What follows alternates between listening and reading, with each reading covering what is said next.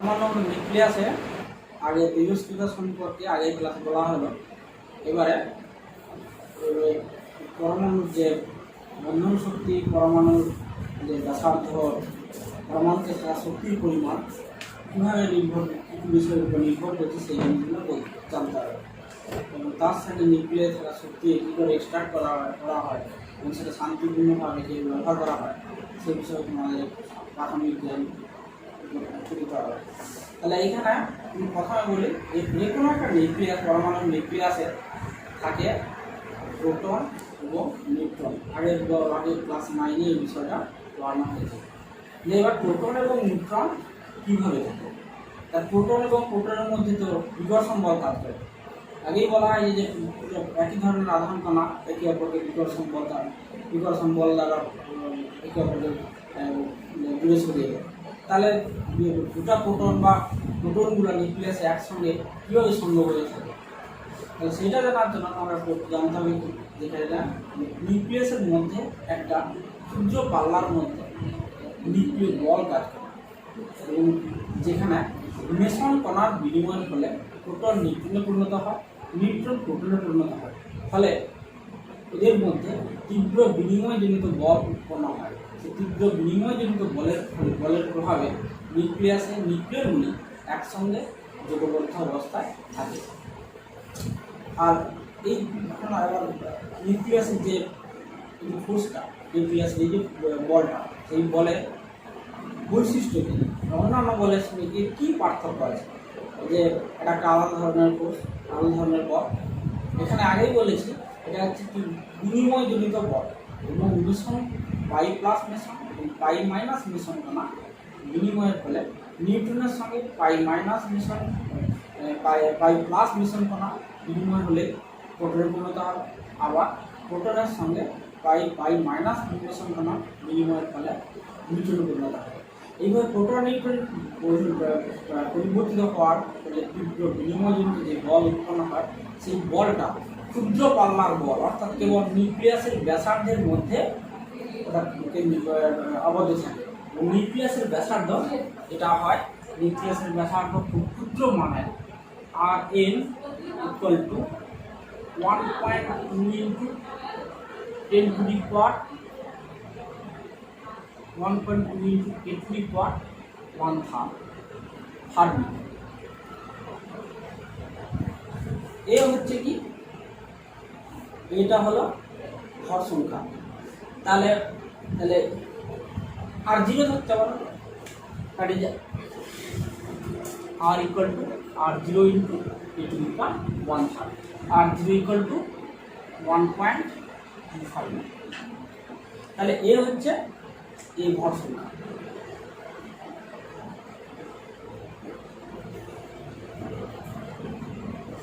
তাহলে দেখা গেল কি যে কোনো পরমাণু নিউক্লিয়াসের যে নিউক্লিয় ফোর্সটা 1.2 ইন্টু পারমাণবিক ভর সংখ্যা তার 1/3 যেটা পাওয়া যাবে তার যে গুণফল, সেটাই হচ্ছে ওই মধ্যে টোটাল ফোর্সটা আলোয় থাকে ও বাইরে কাজ করে, অর্থাৎ একটা শর্ট রেঞ্জ ফোর্স।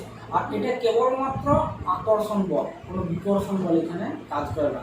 এবং এটা আধা নিরপেক্ষ বল, এটা বিনিময়জনিত বল, অন্য কোনো বলের সঙ্গে আলাদা। এবং এই বলটা গ্র্যাভিটেশনাল ফোর্স বা যেটা হচ্ছে মহাকর্ষীয় বলের তুলনায় প্রায় 10 টু দি পাওয়ার 40 গুণ বেশি। 10 টু দি পাওয়ার 40 গুণ। Fg is to Fg, gravitational to Fn, 1 is to 10 to the power 40। খুব উচ্চমানের বল। তাহলে নিউক্লিয় বল সম্পর্কে মোটামুটি বলে দেওয়া হলো যে বৈশিষ্ট্য কী কী, কীভাবে তৈরি হয়। এবং এখানে আরেকটু বলা যে নিউক্লিয়াসের ঘনত্ব, এইখানে দেখা ব্যাসার্ধ বলে দেওয়া আছে। নিউক্লিয়াস যদি ধরে নেওয়া হয় যে এটা একটা গোলক, তাহলে ঘনত্ব, নিউক্লিয়াসের ঘনত্ব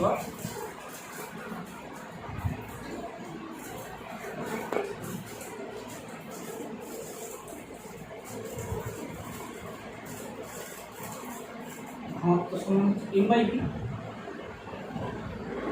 m মানে কত? পারমাণবিক সংখ্যা এবং পারমাণবিক গুণিতক প্রোটনের ভর প্লাস নিউট্রন সংখ্যা গুণিতক নিউট্রনের ভর। প্রোটন এবং নিউট্রনের ভর প্রায় সমান, এই সামান্য পার্থক্য। তাই ধরে নিতে পারি a into mc or mn একই ব্যাপার। নিউট্রনের ভর অথবা প্রোটনের ভর এই হয়ে গেল। ভি মানে স্ফিয়ার যদি বা গোলক ধরি 4 পাই ইন্টু আর কি, এখান থেকে পাচ্ছি কি a ইন্টু m n অর্থাৎ নিউট্রনের ভর divided by 4 pi into r0 cube into a। এই সূত্র অনুযায়ী এই এ কেটে গেল, সমান হলো কি mn অর্থাৎ নিউট্রনের ভর ডিভাইডেড বাই 3 উল্টে চলে গেল 4 পাই ইন্টু r0 কিউব। তাহলে r0 কিউবের মান তো বলা হয়েছে, r0 এর মান বলা হয়েছে, r0 সমান হচ্ছে 1.2 ফার্মি, মানে 1.2 × 10⁻⁻15 মিটার, 10⁻⁻15 মিটার। এই অর্ডার বসিয়ে দিলে এটা পাবো কি প্রায় 10⁻17 KG per metre cube, KG per metre cube. এই মোটামুটি নিউক্লিয়াসের ঘনত্ব কিন্তু অত্যধিক বেশি। তাহলে এর মান জানি, সবগুলো মানগুলো পুট করলে প্রায় 10⁻17 কেজি পার মিটার কিউব। ঠিক আছে, জলের ঘনত্বের থেকে প্রায় 10⁻14 গুণ বেশি। আর নিউক্লিয়াসের যে কোনো নিউক্লিয়াসের ঘনত্ব ভর সংখ্যা বা পারমাণবিক সংখ্যা এইসব কোনো কিছুর উপর নির্ভর করে না। তাই এই পারমাণবিক সংখ্যা নির্ভরশীল না, নিউক্লিয়াসের ঘনত্ব জানে। এবার নিউক্লিয়াসের থাকা কণাগুলোর মধ্যে যে শক্তি, বন্ধন শক্তি সম্পর্কে এবার জানতে হবে। তাহলে কীভাবে এই শক্তিটা উৎপন্ন হয় সেই বিষয়টা জানতে হবে। প্রথমে বলি যে পরমাণু যে কোনো একটা পরমাণুর নিউক্লিয়াসে প্রোটন থাকে আর নিউট্রন থাকে। প্রোটন এবং নিউট্রনগুলোর যে সমষ্টিগত ভর ইন্ডিভিজুয়াল, মনে করা গেল একটা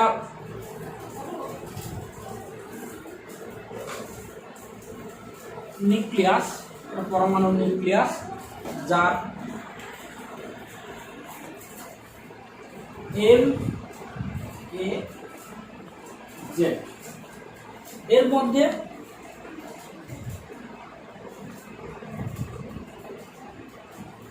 Z সংখ্যক প্রোটন আছে এবং A-Z সংখ্যক নিউট্রন আছে।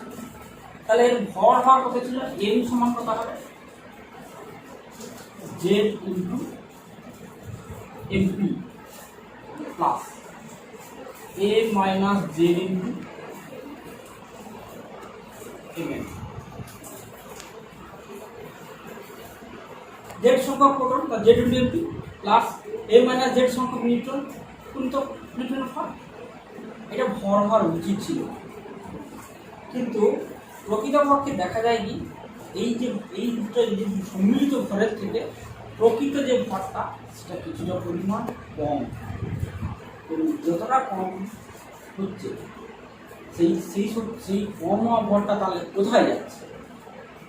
প্রকৃতপক্ষে এখানে সেই আইনস্টাইনের যে সূত্র E সমান অর্থাৎ শক্তি m del m c square, m c square, সেই সূত্রের যে এখানে ভরটা শক্তিতে রূপান্তরিত হচ্ছে। m যদি ধরি m, তাহলে এটাকে লিখতে হবে del m। তাহলে এই পরিমাণ, এই যে এই অংশটাকে বলা হচ্ছে ভর ত্রুটি।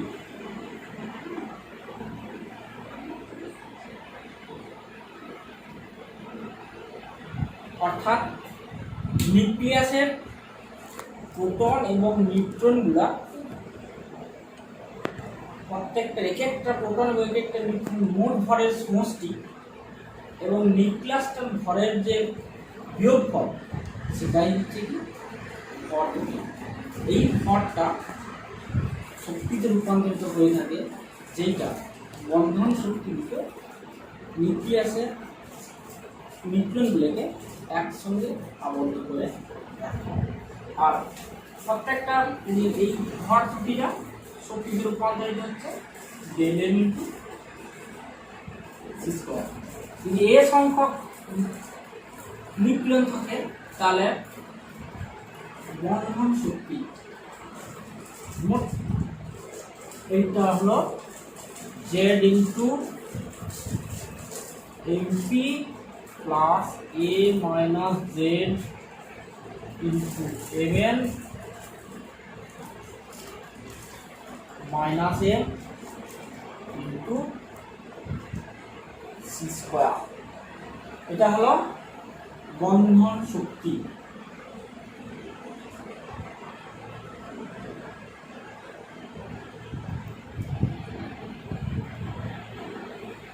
তার বন্ধন শক্তি প্রতি নিউক্লিয়নে কত হবে? বন্ধন শক্তি প্রতি নিউক্লিয়ন এ দিয়ে ভাগ, অর্থাৎ ভর সংখ্যা দিয়ে ভাগ করলেই পাবো। Nucleon equal to E by A, that is equal to del m by del m c square by a। এইখান থেকে আমরা প্রতি নিউক্লিয়নে বন্ধন শক্তি পেয়ে যাব। তাহলে মূলত যে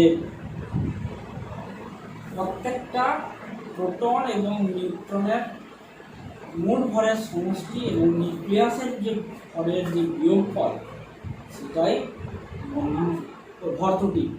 ভর ত্রুটিকে আইনস্টাইনের ফর্মুলা বসিয়ে del M into C square শক্তি পরিমাণ পাওয়া যাবে। সেই শক্তি এখানে নিউক্লিয়াসের বন্ধন শক্তি রূপে কাজ করবে এবং সেটাই হচ্ছে সেই বন্ধন শক্তির দরুন নিউক্লিয়াসের কণাগুলা নিউট্রনগুলা একসঙ্গে আবদ্ধ অবস্থায় আছে। এইখানে বন্ধন শক্তি প্রতি নিউক্লিয়ন এবং এ অর্থাৎ ভর সংখ্যা একটা লেখচিত্র আছে। লেখচিত্রে দেখা যাচ্ছে কি যে একেবারে ছোট নিউক্লিয়াসগুলো একটু বন্ধন শক্তি কিছুটা কম, তারপরে মাঝখানে নিউক্লিয়াসগুলো বন্ধন শক্তি এগুলো বেশি, তারপরে ভারী মৌলের নিউক্লিয়াসগুলোর বন্ধন শক্তি বেশ কমে যাবে। ফলে কি হবে? ও স্বতঃস্ফূর্তভাবে ভাঙতে থাকবে। এইভাবে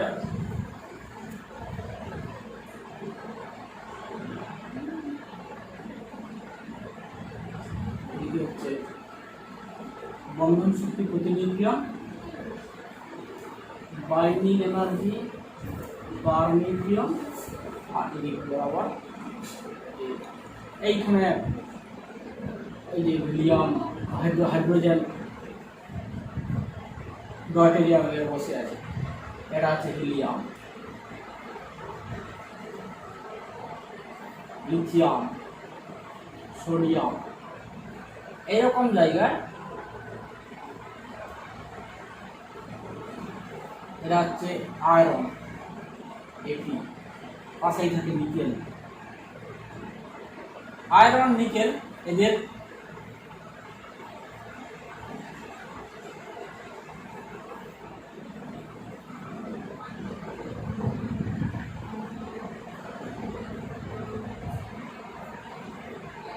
এইখানে 50 থেকে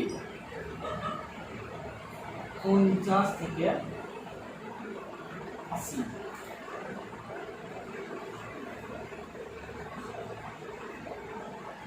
পারমাণবিক সংখ্যা 80,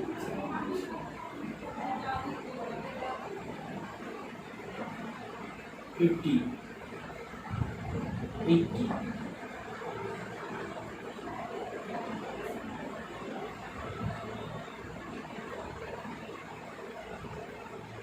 50 থেকে 80 এটা সব থেকে সুস্থির অঞ্চল এবং বাইন্ডিং এনার্জির মানটা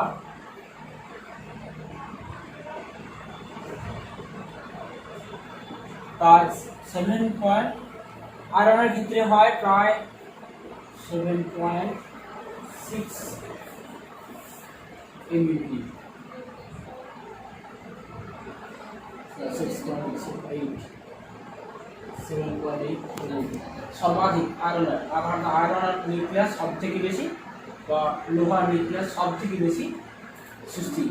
তারপরে নিকেল আছে 50 ভর সংখ্যা 50 থেকে 80 পর্যন্ত সবটাই সুস্থির। এরপরে আস্তে আস্তে বন্ধন শক্তি কমতে থাকবে, ফলে কি হবে নিউক্লিয়াসের মধ্যে প্রোটনগুলোর মধ্যে বিকর্ষণ বল কমতে থাকবে বা বাড়তে থাকবে এবং একসময় কুলম্বীয় যে বিকর্ষণ বল কাজ করবে নিউক্লিয়াসের মধ্যে, ফলে দেখা যাবে তেজস্ক্রিয়তা আগে যেটা বলে দেওয়া হয়েছে প্রোটন বিকর্ষণ বলে ধরুন এই কাণ্ডটা হয়।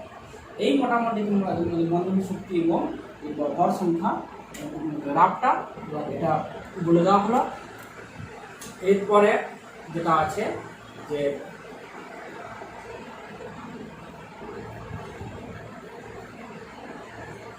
ভর সংখ্যা এর গ্রাফ। আচ্ছা, এবারে এইগুলো বন্ধন শক্তির সঙ্গে সম্পর্ক। এবারে যেটা তোমাদের যেটা আছে নিউক্লিয় বিভাজন এবং নিউক্লিয় সংযোজন, এটা বললে তোমার শেষ হয়ে যাবে।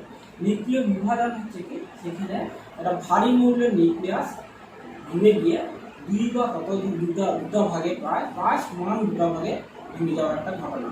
আমাদের এক্ষেত্রে বলা হয় কি, যে ইউরেনিয়াম নিউক্লিয়াসের উপর ইউরেনিয়াম 235 নিউক্লিয়াসের উপর স্লোট নিউট্রন বা যেটাকে বলা হচ্ছে ধীরগতির নিউট্রন নিয়ে আঘাত করবে। আঘাত করার থার্মাল নিউট্রন যাকে বলা হচ্ছে বা তাপীয় নিউট্রন আঘাত করার ফলে ওই আঘাত নিউক্লিয়াসটা ভেঙে গিয়ে প্রায় দুটো টুকরা হয়ে যাবে, দিয়ে প্রায় সমানভাবে ভাগ হয়ে গিয়ে সমান এবং প্রায় 200 ইলেকট্রন পরিমাণ শক্তি নির্গত করবে। অর্থাৎ যে নিউক্লিয় বিক্রিয়ায় কোনো এক ভারী নিউক্লিয়াস ভেঙে গিয়ে প্রায় সমান দুভাগে বিভক্ত হয় এবং শক্তি নির্গত করে, সেই ঘটনাটাকে বলা হয় নিউক্লিয় বিভাজন বিক্রিয়া। এক্ষেত্রে নিউট্রন এখানে আঘাত করার জন্য ব্যবহার করা হয়। তাহলে সেক্ষেত্রে হয় কি, যে ইউরেনিয়াম 235 92-235 নিউক্লিয়াস একটা থার্মাল নিউট্রন দিয়ে আঘাত করা হলো excited state uranium 235 plus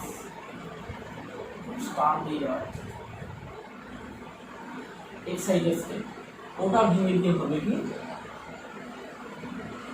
barium 56 141 plus krypton 36 92 plus তিনটা নিউট্রন প্লাস প্রায় 200 মেগা ইলেকট্রন ভোল্ট শক্তি।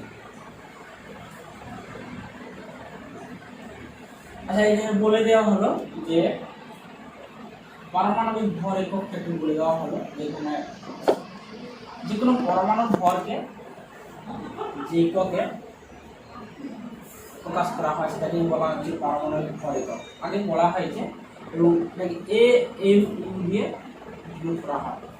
আর 1 AMU সমান শক্তির পরিমাণ 931.2 মেগা ইলেকট্রন ভোল্ট। আর 1 AMU সমান হচ্ছে 1.66 × 10⁻27 কেজি এবং সিস্টেমকে গুণ করলে এই শক্তিটা পাওয়া যাবে। তাহলে সেই এক ইলেকট্রন পরিমাণ একটা ইলেকট্রন 1 ভোল্টের মধ্যে সাধারণত যতটা পরিমাণ শক্তির অধিকারী হয়, এখানে সেই এককে এখানে প্রায় 200 মেগা ইলেকট্রন ভোল্ট পরিমাণ শক্তি এখানে নির্গত হবে। তাহলে পারমাণবিক ভর এককে এগুলো সব বের করা হয় C² গুণ করে, অর্থাৎ 931 সঙ্গে C² গুণ করে 931 সঙ্গে গুণ করলেই মেগা ইলেকট্রন ভোল্টের শক্তিটা পাওয়া যাবে। এইভাবে আমরা এখান থেকে শক্তির পরিমাণ বের করে নেওয়া যাবে। যে এই বিক্রিয়ায় যে আগের যে নিউক্লিয়াস বিভাজন বিক্রিয়া, তাহলে একটা ভারী মৌলের নিউক্লিয়াস কোনো নিউট্রন হালকা মৌল দ্বারা আঘাতপ্রাপ্ত, তাহলে এইখানে ইউরেনিয়াম নিউক্লিয়াসটা ভেঙে গিয়ে বেরিয়াম এবং ক্রিপ্টন নিউক্লিয়াস তৈরি করেছে এবং সঙ্গে সঙ্গে 3টা নিউট্রন তৈরি করেছে এবং 200 মেগা ইলেকট্রন ভোল্ট শক্তিও তৈরি করেছে।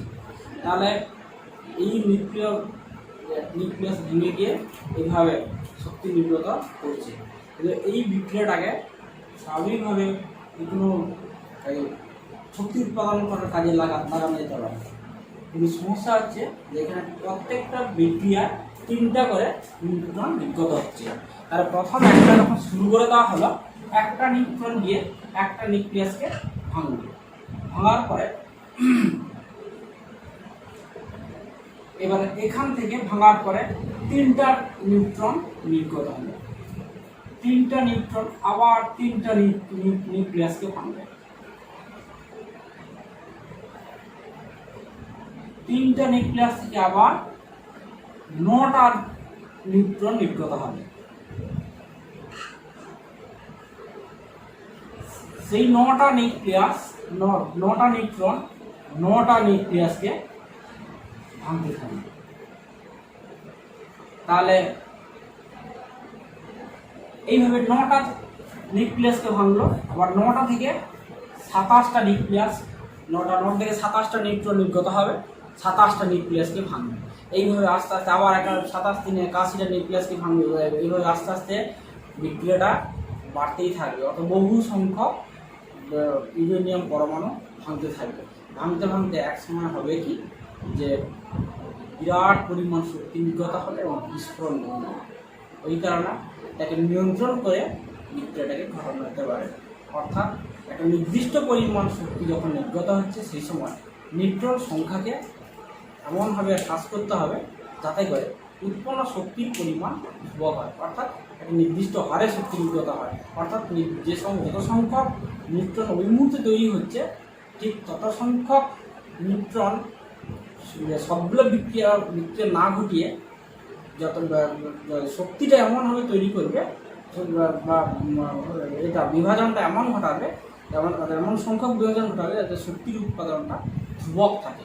অর্থাৎ যে নিউট্রন সংখ্যাটা স্থির থেকে যায়। অর্থাৎ কিছু পরিমাণ উৎপন্ন নিউট্রনের কিছু পরিমাণ কোনো অ্যাবজর্ভার বা শোষক দিয়ে শোষণ করিয়ে দেওয়া যায়, যাতে করে যেমন ধরো ভারী জল বা ক্যাডমিয়াম রড ইত্যাদি এরকম কোনো কিছু ক্যাডমিয়াম রড দিয়ে, বিশেষ করে শোষক হিসেবে ব্যবহার করে ক্যাডমিয়াম রড দিয়ে শোষণ করিয়ে দিলে তাহলে এই নিউট্রন সংখ্যা কমে যাবে এবং যাকে বলে পুনরুৎপাদন ফ্যাক্টর, অর্থাৎ উৎপন্ন নিউট্রন এবং ব্যয়িত নিউট্রন সংখ্যা তার সঙ্গে যে অনুপাতটা এক হবে, তখন বিস্ফোরণ হওয়ার কোনো রকম সম্ভাবনা থাকবে না। অর্থাৎ নিয়ন্ত্রিতভাবে শক্তিটাকে ব্যবহার করা হবে। এটা নিউক্লিয়ার রিঅ্যাক্টরে ব্যবহার করা হয়। তাহলে যেখানে এই যে বিক্রিয়াটা হচ্ছে, শৃঙ্খল বিক্রিয়াটাকে নিয়ন্ত্রিতভাবে নিউক্লিয়ার রিঅ্যাক্টরে ব্যবহার করে শান্তিপূর্ণভাবে শক্তি উৎপন্ন করা সম্ভব হয়। তাহলে এই হলো নিউক্লিয়ার বিভাজনকে কাজে লাগিয়ে যে নিউক্লিয়ার রিঅ্যাক্টরে শক্তি তৈরি করার একটা বিশেষ উপায়। যা এই মোটামুটি তোমাদের এখানে নিউক্লিয়ার বিভাজন গেলো, আর বাকি হচ্ছে নিউক্লিয়ার সংযোজন। তাহলে নিউক্লিয়ার বিভাজনে বলা হয়েছে যে একটা ভারী মৌলের নিউক্লিয়াস একটা ক্ষুদ্র পরমাণু বা কণা দ্বারা আঘাতপ্রাপ্ত হওয়ার ফলে প্রায় সমান দুভাগে বিভক্ত হয়ে যাবে এবং প্রচুর পরিমাণ শক্তি নির্গত করার যে ঘটনা তাকেই বলা হয়েছিল নিউক্লিয়ার বিভাজন বিক্রিয়া। তার ঠিক উল্টা প্রক্রিয়াটা হচ্ছে নিউক্লিয়ার সংযোজন বিক্রিয়া। নিউক্লিয়ার সংযোজন বিক্রিয়া সেখানে হালকা মৌলের নিউক্লিয়াস উচ্চ উষ্ণতায় পারস্পরিক কাছে এসে একে অপরের সঙ্গে নিউক্লিয়াসগুলো যুক্ত হয়ে ভারী মৌলের নিউক্লিয়াস তৈরি করার যে ঘটনা, সেই ঘটনাটাকে বলা হয় নিউক্লিয়ার সংযোজন বিক্রিয়া। যেমন 4টা হাইড্রোজেন পরমাণু বা প্রোটিয়াম পরমাণু যুক্ত হয়ে তৈরি হয়েছে হিলিয়াম পরমাণু এবং তার সঙ্গে 2টা ইলেকট্রন এবং 27 মেগা ইলেকট্রন ভোল্ট শক্তি।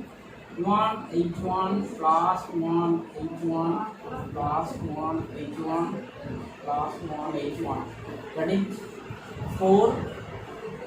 4টা প্রোটিয়াম পরমাণু, 4 1H1 হিলিয়াম নিউক্লিয়াস প্লাস দুটো পজিট্রন প্লাস 0 প্লাস প্রায় 27 মেগা ইলেকট্রন ভোল্ট শক্তি।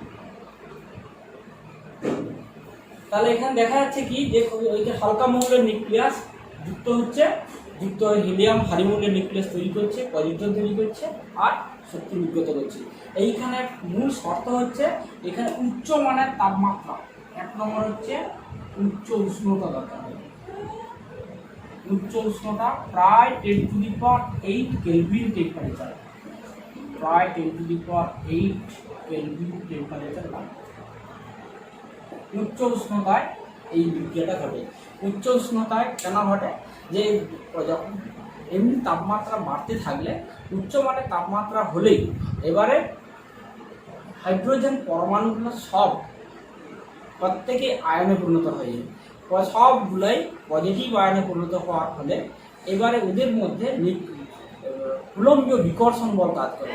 সেই কুলম্বীয় বিকর্ষণ বলকে অতিক্রম করে ওরা কাছাকাছি এসে যুক্ত হওয়ার জন্য এই উচ্চ উষ্ণতার প্রয়োজন, অর্থাৎ উচ্চ উষ্ণতার প্রয়োজন। এবং এই মৌলগুলা নিশ্চিত ছোট হালকা মৌল হতে হবে।